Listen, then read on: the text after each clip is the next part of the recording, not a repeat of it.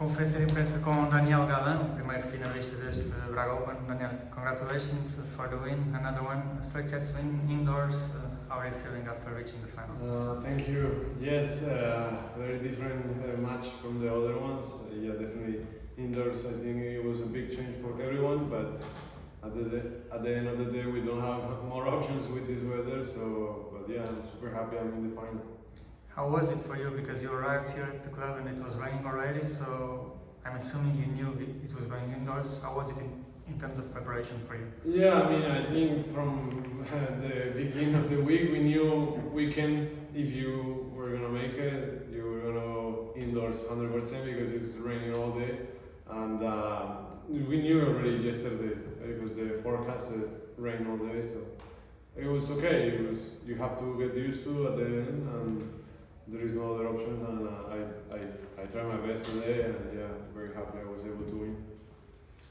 You said yesterday that you prefer to play outdoors, of course, but in this matchup, I think it was better for you indoors because you serve so much bigger than him. I don't know if you agree, if you think the serve was a crucial part today for you.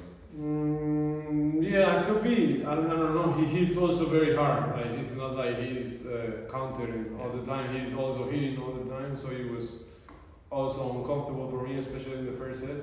But yeah, I served really well, and that helped me a lot. Especially the first set that was tiebreak, so it was very good for me. I read that you are vegetarian since ever. Do you feel that it has some influence in the way an athlete plays or deals with the sports in general? Yes, I think a little bit, but it's like you said, I've been all my life vegetarian, so it's like normal for me. Maybe for you guys or for most of the world, it's not normal. But it's okay. You just have to adjust some things, and now you can find options most places. So now it's getting less and less difficult, and yeah, obviously it has pros and cons, and in terms of maybe strength, I'm not the strongest, but also maybe in terms of injuries could be more helpful. So I mean, like everything could be good or bad, depends how you see it. First final of the year, how do you feel about that? Yeah, very happy. I'm in the final, and yeah, long time since the final, and also long time since winning this many matches in a week. The year was like not so good, so I'm very happy, and yeah, waiting for tomorrow. In a way, it's the ideal preparation for the South American tournaments that you're gonna play till the end of the year. So, how do you think you will arrive to that tournaments with a lot of confidence? I think. Yeah, a lot of confidence, and more importantly, a lot of matches. Also, like you get also used to to be on the match and playing, and because when you go and you lose the round, and you're like waiting an entire week for another match, and maybe you don't win again, so another third round. So I think to get matches in this, like you said, conditions that I'm gonna play also in South America is good for me. Very good. And speaking about that, when you play at the highest level, it's tough to be from that part of the world because you have to spend a lot of weeks and months in Europe. How has it been for you? Staying in this side of the ocean? It is difficult. I'm never home because also it's okay to travel. Most players are traveling a lot, but what I feel sometimes is difficult is that I cannot practice much at home. So it's like either you choose to rest at home, but you don't practice as much or as good as in other places, or you go to practice, but you don't go home. So it's like, okay, I'm resting, but I would like to be home also. So, but it's okay. It's part of this, and it's not that I'm gonna do this until 80. So it's okay. Few more years, 10 years. Most of the players end up finding a place in, I don't know, Barcelona or something. Do you have a second home in Europe or not really? No, in Europe, no. I do go often to Florida, but in the US because it's also closer. Yeah, To of course. Colombia, it's only one flight, 3-4 hours is fine. But in Europe, I don't. Depends on the year. Maybe I find a place for 2 weeks, or I go back. It depends sometimes on the calendar, how you feeling, how you doing mentally. No, but maybe I should. Maybe it could be helpful, but at the moment I don't have a place yet. But so it must be very special to have, I don't know, 5-6 weeks in a row now, closer to home. Yeah, I mean, yes. I know it's not that close, but like if you go Brazil, I know, it's yeah. 5 hours, 6 hours, or you go Argentina also. But definitely. But more. even with the language and I don't know, maybe it's. Yeah. Maybe sometimes the food can be a little bit more similar, but I mean, it's okay. I for example, I like Europe also. It has. For example, I like that in Europe, when you go from tournament to tournament, it's not that far. Yeah. Because for South America, even if you go inside Brazil, it could be very far because Brazil is very big. So, I mean, it's okay. Do you think in an ideal world, tennis should be more spread around the world because most of the tournaments are in Europe or US only? Of course, there's a lot of ATP tournaments and WTA tournaments in South America, but not so much.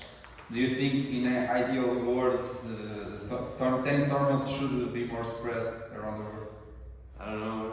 I think it's a difficult question because obviously I would like to play more at home and be closer and all that, but I also get that there is more culture, maybe more history in Europe, so it's difficult to get away the tennis from here. I don't know, it's difficult, but yeah, sometimes, for example, you can hear that it's not as easy as in Europe to make a tournament. In South America, that you require more things. Don't know the reason, and I don't know if it's real or not. But yeah, it's difficult because also in the US, for example, there is also a lot of tournaments, but also they are putting more money maybe. Yeah. So it's difficult. I would love to play at home and stay at home and play the tournament there or in the same country. But maybe in the future, maybe it will be more. Maybe you play here and then like 5 weeks and then everyone goes home. I don't know. Kind of difficult to change everything. Yeah, my question was mostly about because in the South American swing in February, Buenos Aires, Rio, it seems like the crowd is so much passion for the sport, always full crowd.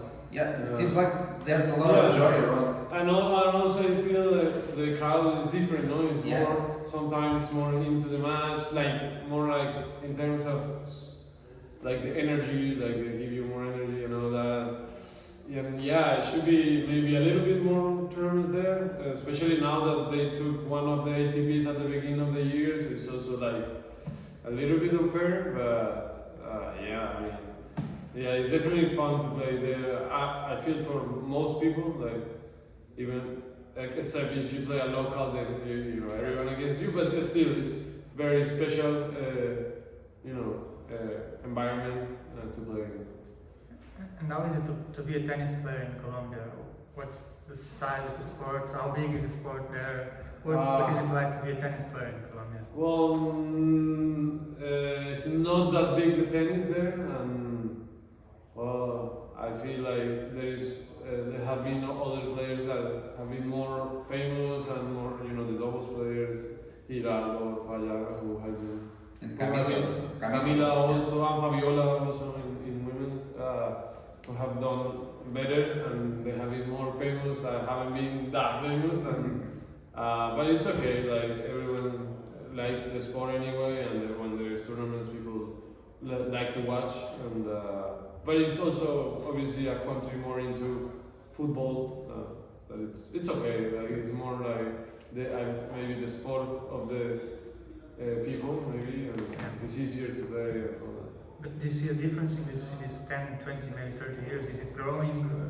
I, Do you notice some I, changes? Or? I feel a little bit, yeah, especially because Colombia had a really great generation with since Fabiola and then turns into the men with Giraldo Falla, the doubles player. So it was like, I don't know, 10, 15 years, very good for the tennis in Colombia. We don't have that many top 100, and we, at the moment, back in the day, we had 3 that it was like huge, that, you know, and the doubles players winning Grand Slams, and Fabiola making semifinals, and Camila now. So I feel like, those kind of players kind of leave, you know, some history to the country.